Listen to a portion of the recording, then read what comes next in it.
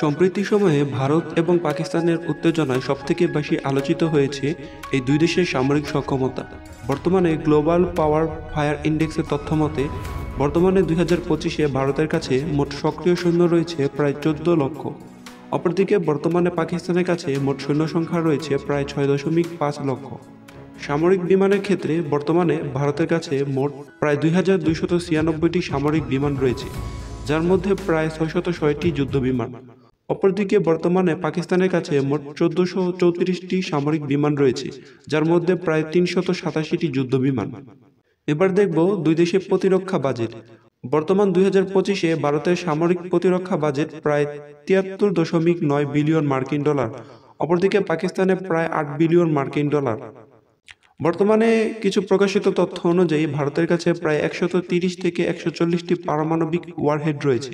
অপরদিকে পাকিস্তানের কাছে রয়েছে প্রায় 140 থেকে 150টি পারমাণবিক ওয়ারহেড। ট্যাঙ্ক সংখ্যা বর্তমানে ভারতের কাছে প্রায় 4614টি ট্যাঙ্ক রয়েছে। অপরদিকে পাকিস্তানের কাছে প্রায় 3742টি ট্যাঙ্ক রয়েছে। এবার আমরা দেখব উভয় দেশের নৌবাহিনীর সক্ষমতা। বর্তমানে ভারতের কাছে মোট প্রায় 295টি সামরিক জাহাজ রয়েছে, যার মধ্যে 2টি এয়ারক্রাফট ক্যারিয়ারও রয়েছে। অপরদিকে পাকিস্তানের কাছে মোট 114টি সামরিক জাহাজ রয়েছে, তবে কোনো এয়ারক্রাফট ক্যারিয়ার নেই। সুতরাং সংখ্যা অনুযায়ী দেখা যায় ভারত সামরিক শক্তিতে পাকিস্তানের থেকে বেশ কয়েক ধাপ এগিয়ে। তবে দুই দেশের শক্তির তুলনা শুধু সংখ্যা নয়, বাস্তব কৌশলে নির্ভর করে, যেটা সম্প্রতি সময়ে পাকিস্তান দেখিয়ে দিয়েছে।